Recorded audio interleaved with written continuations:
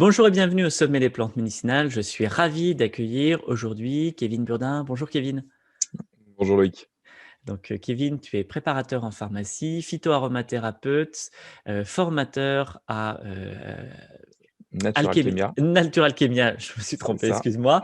Et tu es également très présent sur les réseaux sociaux, sur Naturatopia, où tu proposes très régulièrement des infographies de vulgarisation et même quelquefois un peu plus pointues sur les plantes médicinales.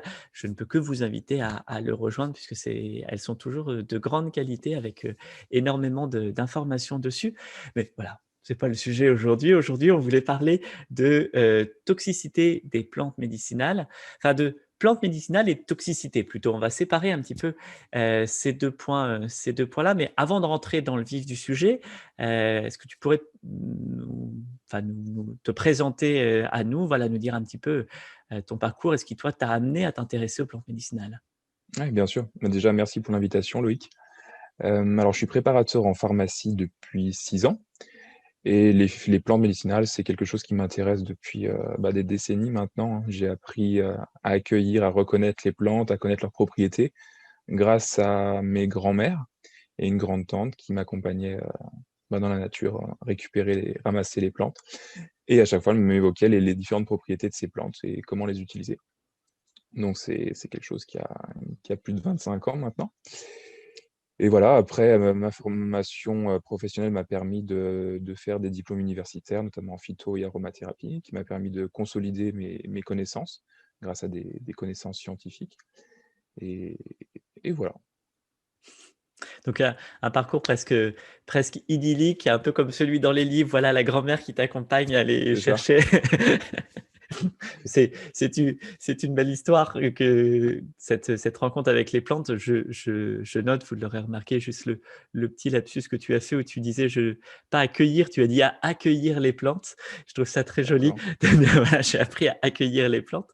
Euh, donc, je t'ai demandé d'intervenir sur la notion de toxicité et de plantes médicinales parce que en tant que préparateur en pharmacie, et c'est souvent un contact très rapide qui se fait avec les personnes. C'est-à-dire que vous avez quelques minutes. Enfin, voilà, Petites c'est pas le minutes. cadre Ouais. d'une Mmh. consultation. On peut avoir 1 heure. Voilà, vous avez quelques Mmh. minutes pour à la fois cerner la personne, cerner ce Mmh. qu'il lui faut et cerner toutes les contre-indications qui peuvent C'est ça. venir.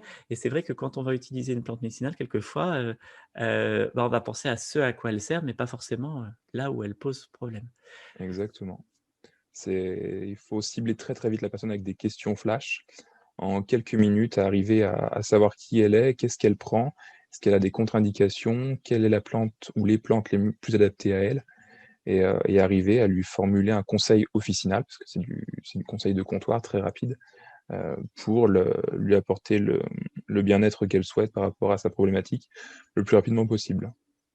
Et donc, toi, qu'est-ce que tu vas regarder par rapport à cette notion de toxicité? Qu'est-ce que tu regardes d'abord? Quels sont les premiers éléments auxquels tu penses, en fait, quand tu vois la personne?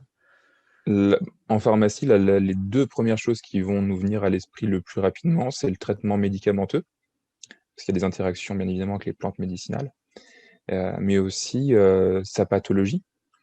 Si on prend une personne qui est asthmatique, qui a insuffisance rénale, qui a un problème hépatique, bien évidemment qu'il y a des plantes qui vont pas pouvoir être données parce qu'elles vont exercer une toxicité sur ces personnes, alors que c'est une toxicité qu'elles n'auront pas forcément sur une personne qui n'a pas, ces problématiques.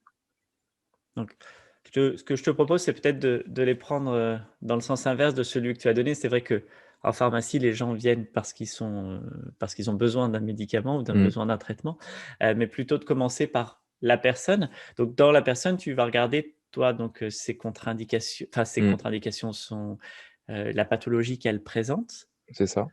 et quelles vont être un petit peu les pathologies un petit peu clés, celles qui vont te faire dire: «Attention, là, il faut que je fasse attention», ou est-ce que tu vas toutes les prendre? On commence par une question très ouverte, de quelle pathologie souffrez-vous? Est-ce que vous avez des problèmes de santé chroniques? À partir de ça, on va voir quoi faire. Ce qui va nous poser problème, c'est surtout l'épilepsie, l'insuffisance rénale, mais ça, c'est des personnes qu'on a normalement pas à la pharmacie, parce que voilà, c'est vrai les plantes qu'on ne peut pas donner, c'est vraiment à un stade aigu. ça c'est plutôt des personnes qui sont hospitalisées, insuffisance rénale chronique, on peut faire certaines choses.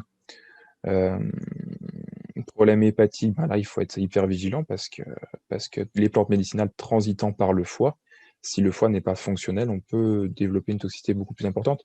Mais il faut savoir que c'est des choses qui sont quand même plutôt rares en pharmacie. Heu, Là où je suis le plus vigilant, ça reste les interactions médicamenteuses. Les contre-indications, c'est un très, très, très faible pourcentage des personnes qu'on traite en phyto à la pharmacie.